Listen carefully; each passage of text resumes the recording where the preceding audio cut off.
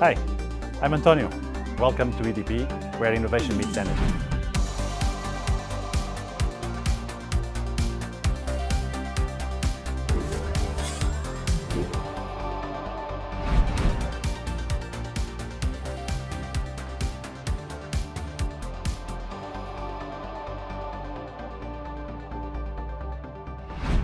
António, welcome to Enlit on the Road. Thank you so much for having us. Let's talk about your decarbonisation targets. How is EDP tracking? So our targets are pretty simple. So coal-free by 2025, zero emissions by 2030, and carbon neutral by 2040. So they are much based on our assets. So to track these targets are pretty simple. That's tracking the assets. Delivering those targets is more difficult, and we are doing all our best, and innovation plays a big role on delivering those targets. António, you mentioned innovation. Tell us more about what is EDP investing in, the various types of technologies and innovation channels.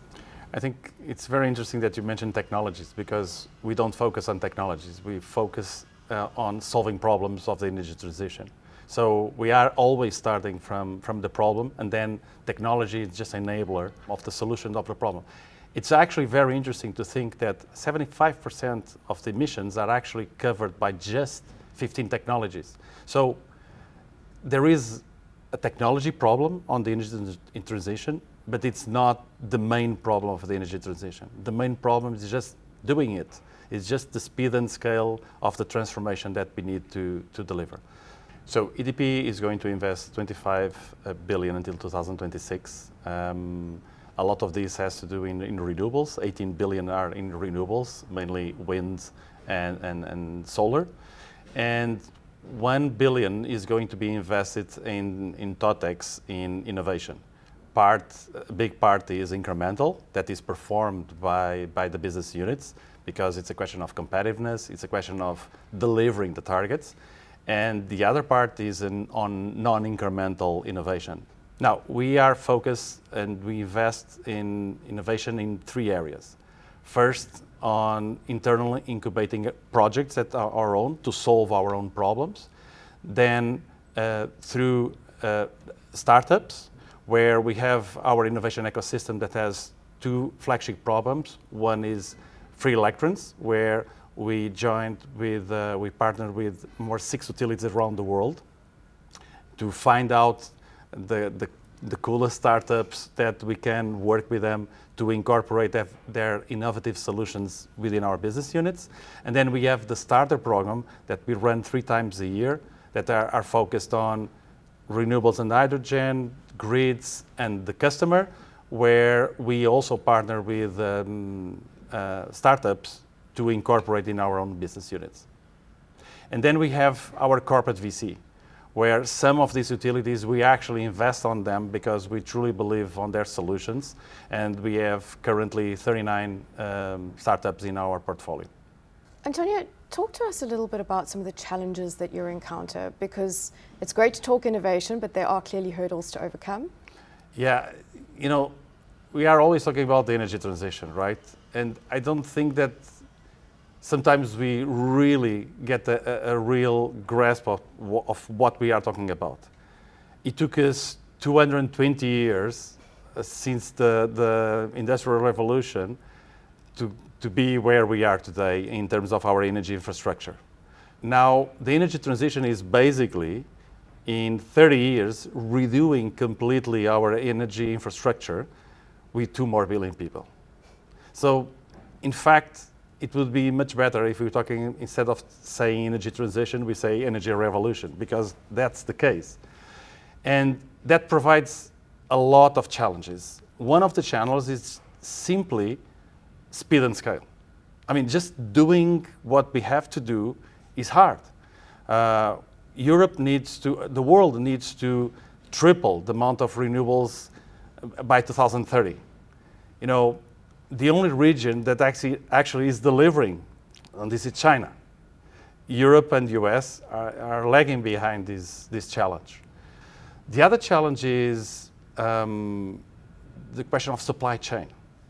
not the problems that we had with COVID, the structural needs of delivering all of these.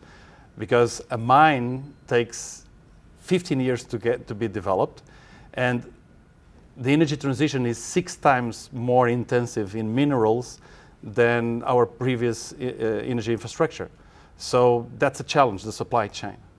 And the supply chain won't be developed if the policies, the permitting, the market models and so on are not in place. And we are changing the car wheels as we are driving, and that's also a challenge. There is a lot of innovation to be done at the regulatory front that we need. The other problem has to do with labor. The Western world is actually reducing their active population, their working population is being reduced. And we need to increase a lot of people that are working in the energy sector to deliver this transformation, because the energy transition is very distributed in nature. We need to retrofit a lot of things, and for this we need labor. So it's very labor intensive. Where are we going to find that labor? Where are we going to qualify that labor? And the last point is that the energy transition is about, a lot of it, about electrification. Is people changing from fossil fuels to electricity to green energy. And it's the customer that needs to make the change. It's the customer that buys the electric car. It's the customer that buys the heat pump. So it's transactional. It's new contracts and so on. So you need to place a way to increase the speed of adoption from the customer side.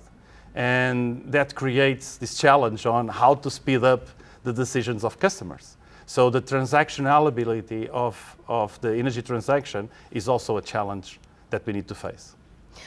Antonio, if we managed to get all of these puzzle pieces together and you had a vision of the future of our energy transition, what would that vision be? You know, I think sometimes we focus too much on the roadmaps and forget the roadblocks. And I think that we need to solve the roadblocks. And actually innovation is at the heart of the energy transition, because it needs to be focused on taking out the roadblocks. And I think it's not easy to see what is the utility of the future.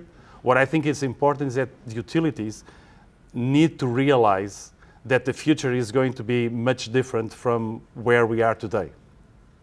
And they need to find their own way within this new world of energy that is a lot more distributed, that the customers have a saying on the way they want to work and so on.